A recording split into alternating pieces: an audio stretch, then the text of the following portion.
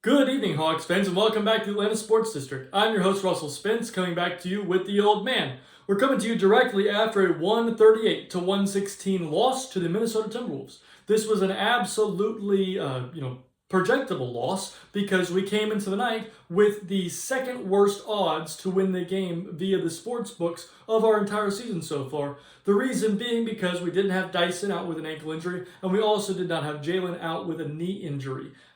Seemed kind of random. Jalen was put on the injury list as questionable earlier today, and then randomly was out. I don't know when it happened in the last game. I hope he's okay. He seemed fine on the bench, but you never know. And he's got the All-Star break coming up, so we really want him to be able to participate in all the festivities there and really show off his talents. And sometimes they hold you out of precaution. Yeah. A lot of sore calves turn into Achilles.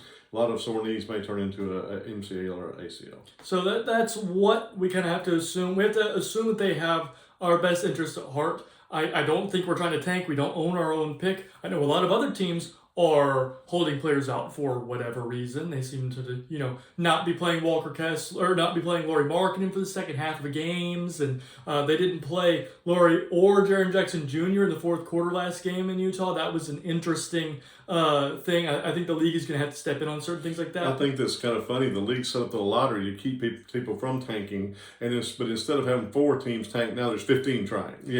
So it just made it worse. And so the big problem, honestly, also is that this draft class is really good, and so a lot of teams are tanking because they know even if they get the 8th pick, they're getting a really, really franchise-altering level talent. Yes. And so they're like, well, we're cool with that. Now, I don't think the Hawks are doing that because, again, we don't have our first-round pick. Our first-round pick is going to San Antonio, so I have to assume the reason why Jalen was held out was a precautionary thing for his long-term health as a basketball player. Yeah, we don't have any reason to try to make the Spurs better. Exactly. They're pretty good on their own. Yeah. And so moving to tonight's game, generally what happened, we're going to talk about the defense and the offense. It was hard to win this one. It just was with the personnel we had available. Starting with the defense was really, really bad. For the majority of the game. I mean, we almost gave 140 points. It's never acceptable. It was not a super fast-paced game. Neither team was really running a ton. And so giving up that many in a slower-paced game, that is awful. And I understand that we don't have Dyson, we don't have Jalen, and that makes putting defensive lineups on the floor much more difficult. It does. But at the end of the day, you got to try harder than we do. I mean, we had a lineup tonight that may be the worst one. Talk about the lineup. I was about to say it may be the worst one I've seen us put out all season, and that's saying something. Maybe I don't know. Because we had a lineup that was CJ, Gabe Vincent, Corey Kispert, Ace Anul, Jock Landale. That literally probably could be beaten by some high school teams. They're probably really good guys. Really great locker room guys, and they're good basketball players. But you put those guys on and say, let's get some stops.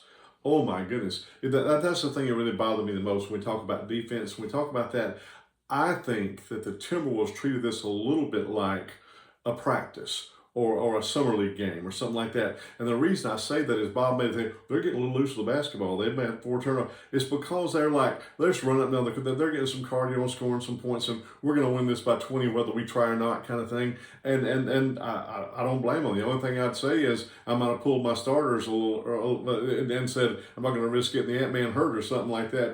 But they were treating it a little bit like a practice or a little bit like a scrimmage than a game. And I don't mean that they didn't mean it disrespectfully. That's not what I'm talking about. But the thing is that disrespects the other team a little bit. They mean it that way, but that's kind of how it is. And so I just felt like that we should have showed some and we showed some fight, but just a little more pride in the lineups that we played, trying to be scrappy on defense. That's about all we could hope for, scrappy. It's true. And, when the lineups were decent defensively, the product was decent defensively. Yes. And so that's where I look and I go, you are playing a game where you don't have Dyson and you don't have Jalen.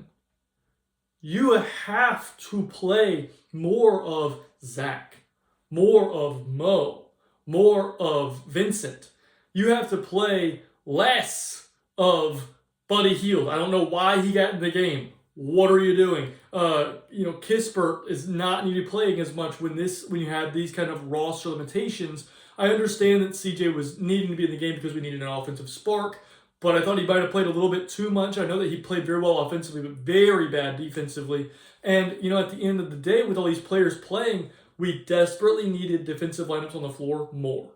And we just didn't go to them. And that makes things really, really difficult. It's hard to lean into your offense when your two best assist guys are both out of the ballgame. That's true. So, they're talking about, well, have this many assists on. That means normally we have guys that are probably together averaging 17, 18 assists together. You know what I'm saying? So it's very important that we understand the context of what's going on. And that's why the defense needed to be kind of leaned into as much as we could. I mean, that it was limited, but we had some good defenders that could still play. And we need to be, since we know we're not going to have the assist numbers, we're not going to share the ball, we're not going to move the ball like we normally. Well, then we got to make sure the team doesn't score either. Well, and that kind of leads to, we scored 116 points in a slow-paced game. Yes. So the offense really was fine. There were some things. We did have a lot of turnovers. There were some problems, some breakdowns, and it got into a lot of hero ball tonight. Again, like my dad said, there's very little assist numbers from our usual kind of game plan. But overall, the product that went on the floor was fine on offense. The problem is that the defense was really bad. So if you could have kept that offensive process and the good offense happening while also playing positive or at least neutral defensive lineups, you stay in this basketball game. But instead, and it really reared its head as the starters. We're going to look at it. The starters plus minus was really bad. But a lot of that is CJ and Asa are on the floor together against one of the best offensive teams in basketball. And so they couldn't keep up in terms of scoring. It just wasn't possible. Well, the offense was fine, and the defense was 22 points below fine. That's basically what happened. Yeah. That's at the end of the day kind of how it boiled out. And when I see this, there is one thing that I take away from this game that's very positive. We didn't give up. No, we hadn't thought we'd lost by 50. Yeah, they were bludgeoning us. And we just kept chipping away and playing hard and playing gritty and doing everything we could do to stay in the game. And we actually started to come back. At a point, we got back to within 9. And with the way the game was looking, you weren't getting back within, a single-digit number. And so, yes, then Mo gets ejected, and we'll get into that in a second. And they start scoring a little bit more. They push it back out, and it finishes with a 22-point deficit. But I was extraordinarily proud of the effort from our team tonight. I thought the effort was so intense, and it's something you can build upon moving forward. We've got a series of games against not great opponents after our next game against Charlotte. And in those games, I look and I go, we could, if you just have this kind of fight and fix some of these tweaks, some of these lineups that you're putting on the floor that are causing 4-minute stretches of just really pitiful swings in the other team's direction. You fix those small little lineup adjustments and keep fighting like this, you could go on a long run of wins. But instead, those things have to happen. You have to make those adjustments in order for those long stretches of wins to happen. And even tonight, it shows that we've been unwilling to make those adjustments. When I told Russell when the game was going on, the first quarter, it was like, bang, bang, bang, bang. Both teams hitting every shot. I said, we're going to stop hitting every shot. And they're going to keep hitting every shot because we're not defending them. NBA players hit open shots. That's what they do. And, but with the announcers sitting there going, oh, they're really on a heater tonight. They're really on a hot one. They're on a hot one because they're standing wide open. That's what I guarantee you let somebody can shoot threes, stand wide open like they're at practice, and they're going to shoot 60 or 70% from three all the time. That's just what NBA players do. And so I knew that their defense was going to play a little better than ours. We were going to start missing some shots. And sure enough, we did. And when we did, it really started to scrape the bottom of the barrel. It's as far as, he got said, well, CJ cooled off. Well, CJ cooled off because he had to cool off. Nobody could stay as hot as he was. And our defense it was pitiful. So last, overarching thing I want to talk about, I am starting to become a little bit concerned about Mohamed Gay's propensity to fight. Yes. I love Mo. That is well documented on these videos. Anybody who's been watching these podcasts knows that. I adore Mohamed Gay. I thought he played very well tonight. In fact, he was the catalyst for us to start to come back. but he got another fight. And when he does that, we are worse off. We need him. Desperately, not especially. And he was not there because he got ejected, because he got in a fight. Now, do I think it was actually worth an ejection? I do not. It was not an ejectable level fight. But the problem is that there was the huge, nationwide shattering fight earlier today in the Charlotte game where 4 players were ejected. 3 separate fights broke out in the same little scuffle. And I'll guarantee the NBA sent out a thing saying, don't let the fights take over these games. And so that's what... The NBA was trying to save face. 2 dudes got into a little shoving match. They ejected them both. To me, that's not really that much of a... They should have given them both a technical and said, quit being dumb. But instead, both guys get tossed. One of them is their backup center, and ours was the dude who had one of the best plus minuses on our whole team. Right. And so we needed him badly. And after you give those 2 technicals, then get Landale some medical attention. I mean, he was bleeding from 3 or 4 different places. It was very funny because both Muhammad Gay and Naz Reid were the people who were thrown out. And they were kind of no worse for the wear. I mean, they got in a fight. They pushed each other and grabbed jersey. I think Mo had a piece of Naz Reid's jersey in his hand. But nobody got hurt, nobody got punched, nobody got anything wrong. And then Landale had scratches on his neck and a big gash on his leg. I'm going, how's he's the one that gets messed up in this? But, that's kind of how the way fights go. The 2 people that actually do the fighting are hardly ever the people who actually get hurt.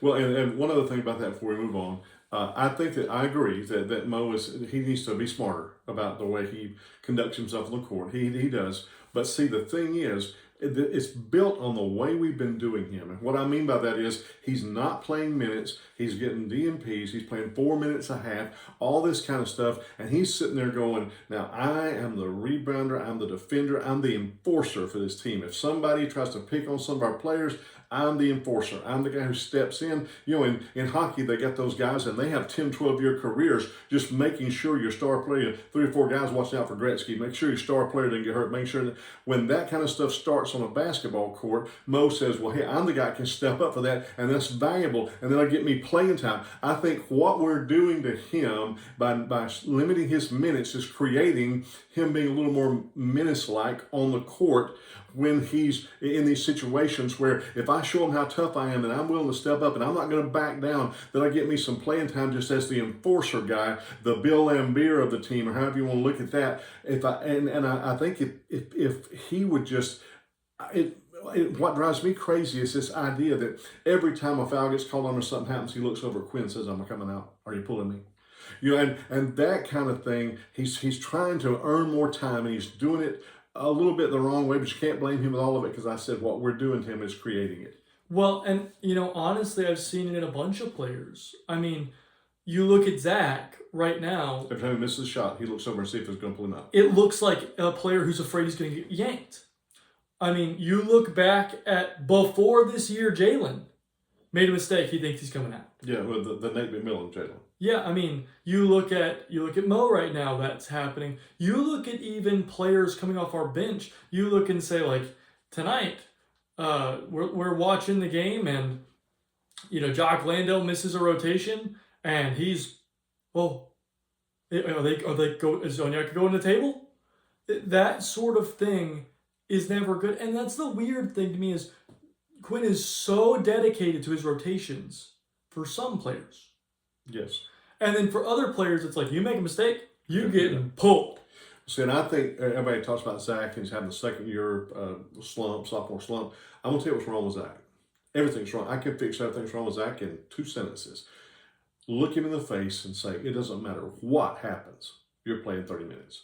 No matter what you do, I don't care if you're minus 100, you're playing 30 minutes. You're not going to get pulled for something that you did. We are going to build you up as a player by having you play more minutes and lean into your defense and lean into your outside shot.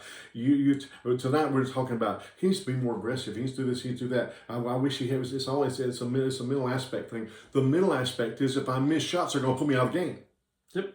And if they would just look him in the face and say, "You're the number one overall pick in the whole draft. We believe in you. We're putting you out there for 30 minutes. I don't care what happens. The only thing can get you off the court is if you get injured or if you foul out. Other than that, you're staying for 30 minutes, and you don't have to look over your shoulder not a single time because you're not going anywhere." If they do that to him, you'd see a change in him that'd be the most amazing thing you ever saw. Well, and I often talk about this too, is like in times where I've coached teams, and obviously I'm not an NBA level coach, but I have coached a lot of players throughout the years. When I coach a team, I mark down how many minutes each player is going to play for the first 3 quarters. Every single game. I say, in practice, you have earned this many minutes through 3 quarters. And after that, how you've played and the situation of the game, like I was talking about the other day, when like if we're up 11, you play the defensive guys. If you're down 11, you play the offensive guys. Right. When, the fourth quarter is when you make those decisions. But for those first 3 quarters, if you earn the minutes, you get the minutes. And so that's my thing with Zach is like just on the defense he plays alone, he's earned 30. He deserves 30 minutes. And if you don't earn the minutes, have a cushion to sit on because you're going to need a comfortable derriere sitting there. Exactly. I mean, if you have not earned the minutes, if I can't go back and look and say, this is what you've done to earn this time. And when I coach, I keep track of it. We have competitions in practice and we have things like that I can mark down and say, this person won and this person lost this many times. And that's the reason why this person deserves to play and this person does not. And so this person is going to play 30 and this person is going to play 10. That's the way it works. You actually have to have a basis of why you're putting these players on the floor that is based in some form of fact. Well, when I look at Zach and I say, he plays amazing defense, he plays within the framework of the offense, we win his minutes most of the time when he's out there. How is that guy only playing 20? It doesn't make sense. And the night he scored 18 and then we didn't close the game with him, I'm sitting there going, what are you doing? But now the night he was 0 for 6 from 3 and 0 for 8 in the game. If he had played 5 minutes, I wouldn't say a word. Well, that's what I'm saying. Because it was not his night. But when it is his night, oh my goodness, you got to lean on that. But through 3 quarters, you say he plays the minutes that he's earned in the past. And then the fourth quarter, you go, man, it's just not his night. So we're going to go to somebody else. But if he has 18, you go, we're playing Zach. You feed him and fan him, but you can't feed him and fan him if he's sitting on the bench. Exactly. And so that's kind of the thing that I want to see moving forward with Zach and with all of our players is like, if they earn a minute, give them that minute. Mohamed Gay has been our best on-off number player this entire season. If he has done that, if the numbers back up that when he's on the floor we win and when he's off the floor we lose, then play that guy more. He's earned those minutes. Give him what he's earned. And one last thing. When you invest the number one overall pick in the draft in somebody, you have a significant investment in that player. And you need to back that investment up by trying to make him the best player he can be. And you can't be the best player you can be when you're playing 20 minutes a night and you're starting games but you're not finishing. Exactly. You can't do that.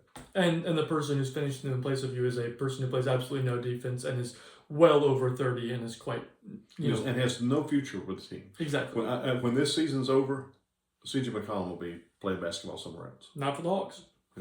Unless, he could take like a huge pay cut and be our 13th guy. Which I don't think he's going to do. He's not going to be a rotation level player on our team next year. It's just not. Quite honestly, he probably doesn't deserve to be one this year, but we're just paying him so much money that we're playing. I feel like we got to. So moving to the player-by-player section, we're going to start off with Buddy Hield. Buddy played 5 minutes of really rough play. He didn't score. He was 0 of 1 from the field, 0 of 1 from 3. He had no rebounds, no assists. Did have a turnover that was really ugly. It was. And finished -4. It was bad in those minutes. And my concern for him is not that he missed the 3. It was that it was so far left out of his hand. I'm like, what? A lot of times good three-point shooters shoot long or short, but they don't shoot left and right. They don't miss left and right. And so I was sitting there going, man, that thing is almost missed the whole rim to the left out of his hand. I could see when he let it go. I said out loud, that thing's left out of his hand. And so I don't know what's happening there, but we got to get that fixed if he's going to play. And he's been very bad from 3 this year. Yeah. Very good shooter for his career though. Bad from 3 this year. Honestly, we are also grading him on a Buddy Hield scale. He's like 33 or 34% from three, but like he's usually 43, 44% from three. So Right. something is going on with his shot. We have to figure out what it is. Hopefully we can. We have Kyle Korver, who is one of the greatest shooters of all time. Maybe he can get in the lab with him and figure it out. But tonight it was really bad from Buddy. Moving on, we're going to talk about Jock Landale. Jock played 18 minutes. He had 12 points on 4 of 5 shooting, 6 rebounds. Honestly, fought really well underneath the glass. He didn't have a steal or a block, but he finished -2. The bench was not the problem tonight, and I thought Jock played very, very well. Played very well, and I think he's going to get by without having to have a transfusion, although he was bleeding from everywhere, but I like his toughness, and I like his big-bodiedness, and I think he was giving the Stifle Tower a little issue there because of the size of his girth around his body, and so it was good. The other thing that I see from Jock Landale that I really like is what I call the pin method. He's like, I'm big and strong, and I think I'm bigger and stronger than you. And so what I'm going to do is I'm going to throw it to my teammate, and then I'm going to walk you down to the paint. I'm going to turn around. I'm going to pin you underneath the rim over and over and over and over because you're too small. And so tonight, like I said, he was 4 of 5 from the field, and basically every single thing he did was walk a dude down to the rim, throw his hand up, catch it, and lay it in. It was that little half hook shot that's about a foot. And so that, to me, is like, that's something you can learn from when you're Moge. When you're that big and that strong. When you are Jalen and you're that big and that strong. A lot of times Jalen's like walk a guy down. He like stopped at the free throw line. Why are you stopping? Stick that dude under the rim. Onyeka, stick that dude under the rim. Because you're big and strong. Especially when we get a switch on a guard. They can learn from Jock in that because it's a very effective way of scoring. I agree. Moving on, we are going to talk about Mohamed Gay. So Mo played 10 minutes. Played 20 minutes. He had 10 points on 4 of 8 shooting, 1 of 2 from 3. He had 7 rebounds, no assists. He didn't have a block or a steal, but the defense was really, really good. Amazing. And he finished +1, one of only 2 players that finished plus anything in the game. And I would like to remind you, he finished +1 in a game we lost by 22 points. Right. And played significant minutes in that game, unlike the other player we're going to talk about in a second here, who didn't play as many minutes, but did finish with a higher plus-minus. Yes. And I don't mean, no pun intended, I really liked Mo's fight. Now, I'm not talking about the one he had. I'm talking about the fight. I felt like he was grabbing offensive rebounds. He was working. One of my concerns about Mo, he plays great defense. Offensively, he's not aggressive enough. That a couple of times he was aggressive there. But one of my concerns about him is he hasn't been a great rebounder. And on a team who, what did they say, we lost the rebound battle against Charlotte by 19 rebounds. And the game before that was 20. And with a team that's like that, we need that second rebounder to Jalen Johnson who can grab us 8 or 10 rebounds, and a combo together, 16, 17 rebounds, 2 of them together. And he hasn't shown that, but man, he was working on those boards, and I think part of that was they were frustrated. He was driving them crazy, and that's what initiated the struggle. Like I said, he's got to be smarter about that. But I really enjoyed how hard he was fighting on the glass, and that's the next step in his development, is getting a little more aggressive on offense and being having a little bit of fight under the glass. So my big takeaway from Mo tonight, other than the obvious. He's a great defender. He grabbed a bunch of boards. He looked good. He looked like Mohamed Gay. But the thing that I really enjoyed was that he was downhill aggressive with his dribble. Yes. Mo, a lot of times, and it's part of the offense, we run a ton of these. He will catch the ball, turn, and run a dribble handoff with his teammate. He will never even look at the basket. Tonight, there were multiple times where he caught it, one dribble, dunk. Right on your head. He does not care. I am putting it on the rim. The same thing. They switch Bones Highlands onto him. He catches a pass, one dribble, dunk it on your head. I don't care. Okay, they throw it to him in the corner. Pump fake, one dribble, lay it up. Just going straight to the rim. That's the kind of stuff that he's always been able to do, and for some reason he hasn't done it. And so I want to see him do that more. Attack more. I mean, Bones Highland has to jump around the shower to get wet. So when a guy that slight is guarding you, put him in the basket. Exactly. Shove him under the rim and dunk it on his face. And that's what he did. That's what he did. And so that's beautiful. When you have, especially like Mo is an extremely talented physical human. Yes. I mean, find me another dude who's 7 feet tall and that long of arm and that athletic and that fast. Love the way he closes on threes. I mean, there's no dude on the planet that's as big and as athletic and moves like him. Maybe Jalen. Like, that's it. I mean, there's very few of those guys. And so, if you look around, all the guys who are like that are freight trains coming downhill towards the rim. Jalen, Giannis, Paolo Banchero, these they know how big and strong they are. They know that they are so physically imposing that they can get to the rim whenever they want. So that's what they do.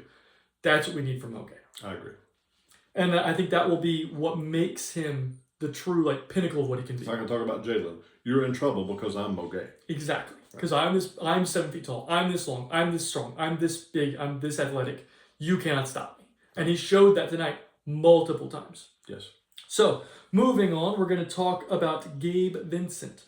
Gabe played 19 minutes. He had 2 points on 1 of 6 shooting, 0 of 4 from 3. He had 1 rebound, 4 assists, and finished the game plus 11.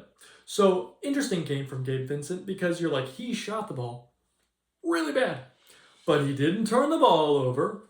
He had a bunch of assists for his time on the floor, and he played really good defense. He stabilized the defense out of the three-point line. He really did. And so that's the kind of thing, again, I talk about with Naw, where it's like, Naw doesn't have to shoot the ball well to give you positive value.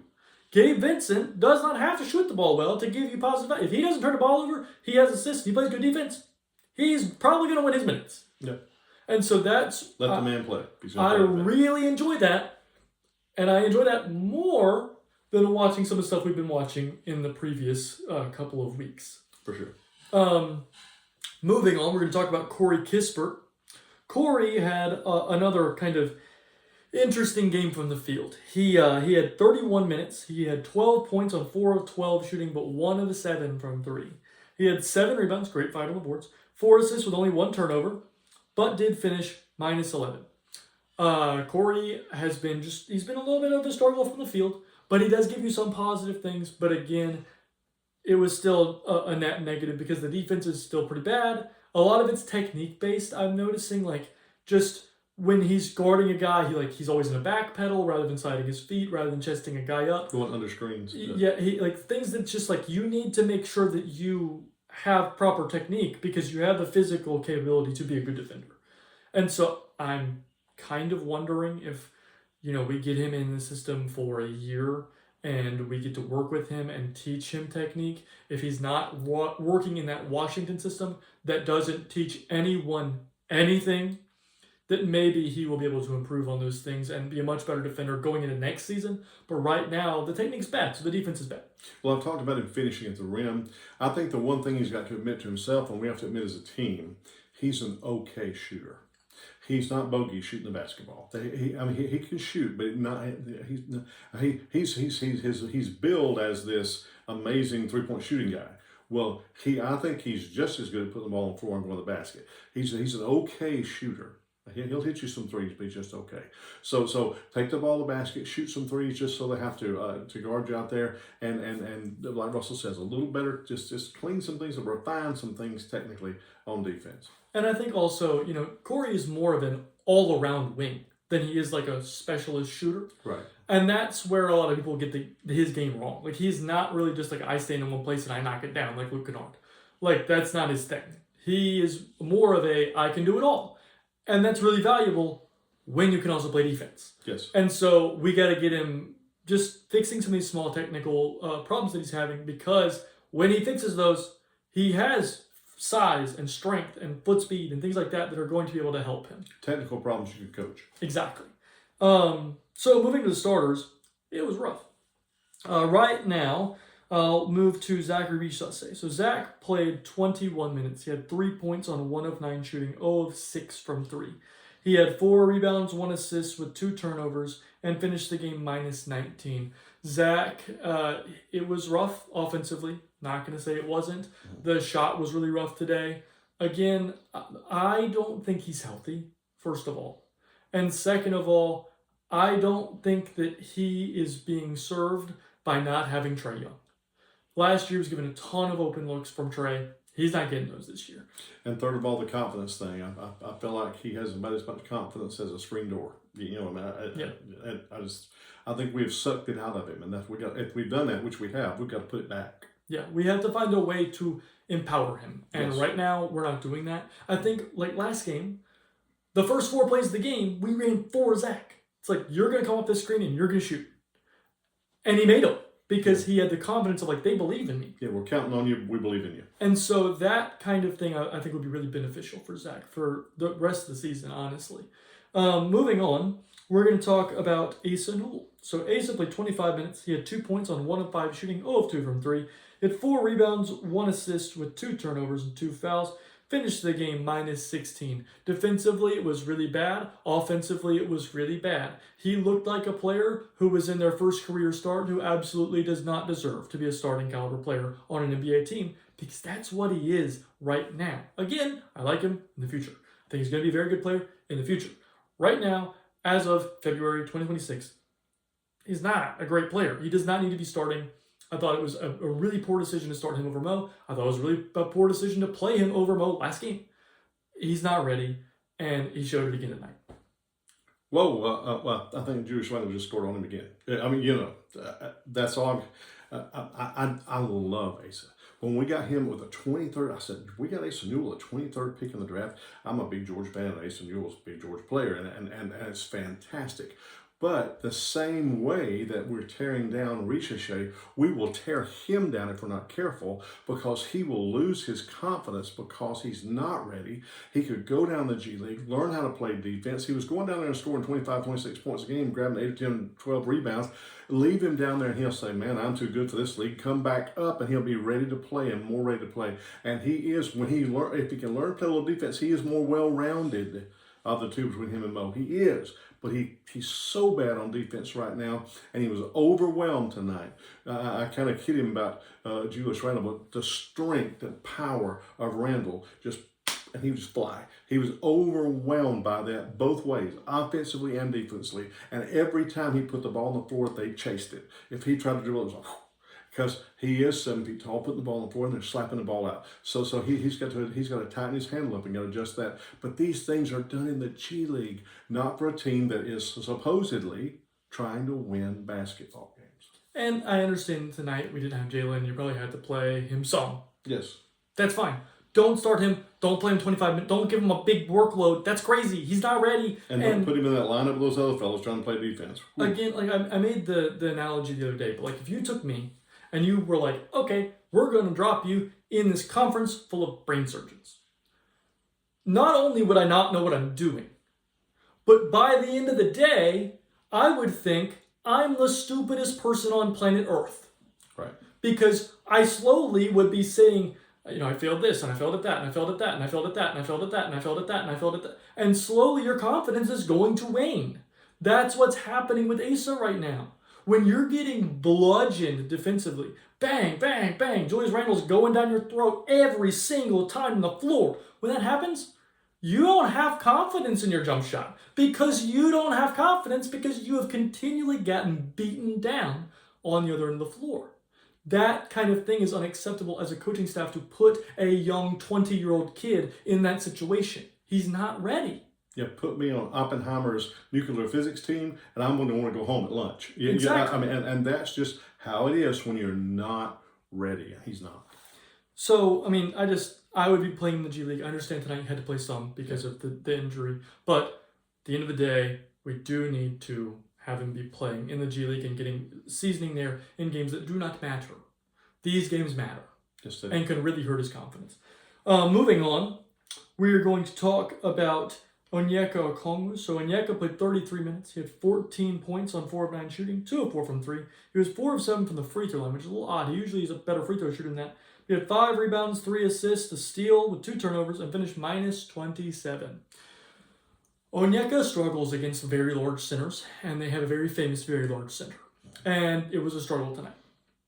It just was. And, I keep talking about this, but I think when he came in the league against very large centers, he was really good because he was quick and super athletic, and he's not that anymore. He's had a bunch of knee injuries. He doesn't move the same way he did. He's a now more below the rim player.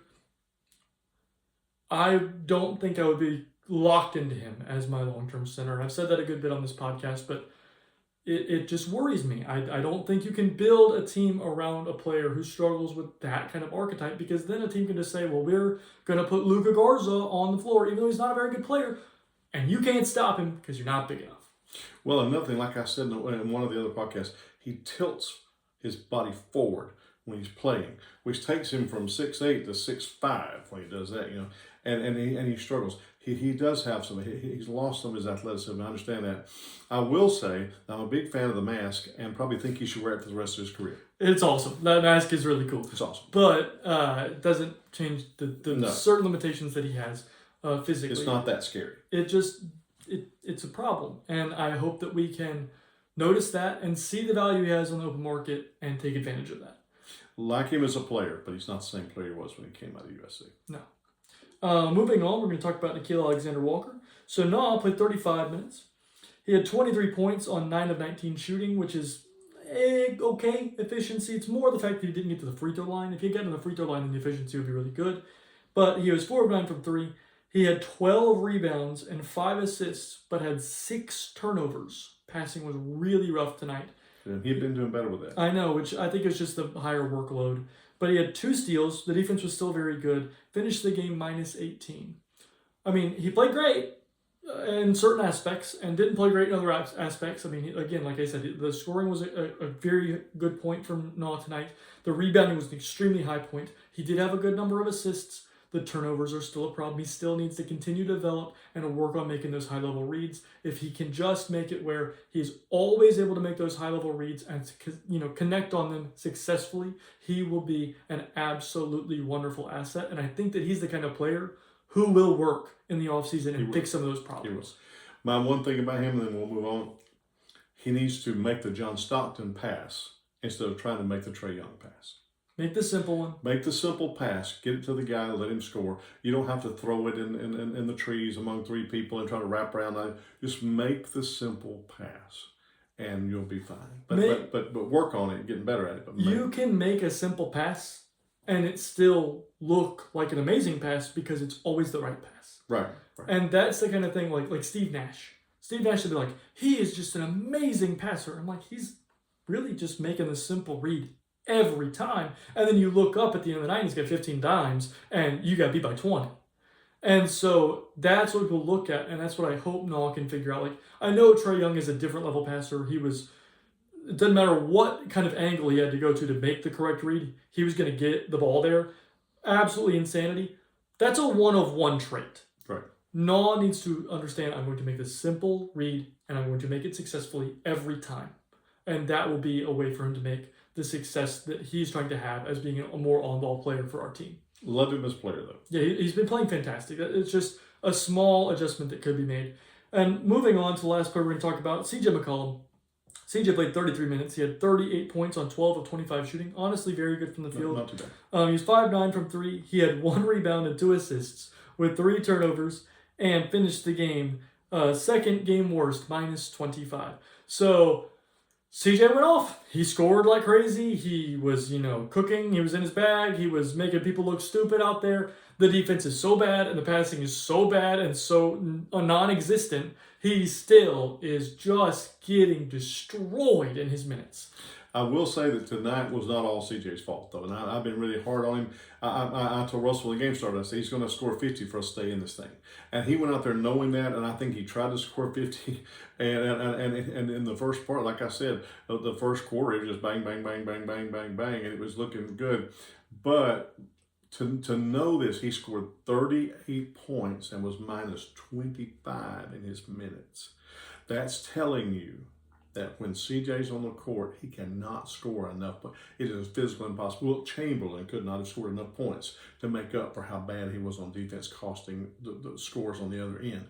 When you score 38 and you're negative 25, that means that they literally scored 25 more points than your 38 while you were on the floor. That just amazes me. That's like what, 72 or 73 points they scored, and while you were scoring your 35. That just amazes me. 38, that just amazes me. Yeah, I mean, the defense is a problem. It just is. And that's the reason, again, I mean, tonight was a different circumstance because we didn't have Dyson, we don't have Jalen. But in times when we have those guys, I would be looking to play him less than we've been looking to play him because the defense is a real problem. 15, 20 minutes tops. It's really, really bad. The defense, and it's like got to a point where it's almost like a meme. Like it's that kind of like ironically funny that we're still putting him out there. But moving forward, we play again on Wednesday. We play against Charlotte. We can hopefully get a get-back game against them. They're still playing very, very well. We're going to have to make different decisions in order to beat them, but we can beat them. We had them beat the other night. We did. We just need to make the proper decisions, play the proper people at the proper times, know why you're putting a lineup on the floor. If you are putting a lineup on the floor, you need to be able to look at me and tell me they can score, they can stop people, and they can rebound. If they can't do that, you got to take them off the floor, make a different decision. I really hope that we're able to, find a nice groove against them. And then after that, I mean, we have a series of games that we can and should win. And so let's continue to make good decisions. Let's continue to build on what we've been able to build on and lean into the defense. Play Mo Gay more. Please God, he's so good. And at the end of the day, just play Hawks basketball. We have players that have Hawks DNA. They play extraordinarily hard. They never give up. If we just lean to the defense and play the way we've been constructed, we will be successful. Just lean into the way we were constructed. Yes. And Absolutely. so, like I said, we got that coming up on Wednesday. Let me know what you think in the comments. Do you think that we're going to have a better success for the rest of the season? What do you think's wrong with the defense? Do you think it's just personnel? Do you think it's scheme? What do you think's going on? Let us know. Like, comment, subscribe, do all the things. Hit me up on Reddit, Blue Sky, Twitter, Instagram, here on YouTube. I don't care. I'll answer anything, any questions or any comments you have. I absolutely love this team, and I hope we can, figure things out, turn things around, and make, a real run at this season and show people the talent we have on this team. But above everything else, I hope you have a great day. Keep your joy. Have a great day.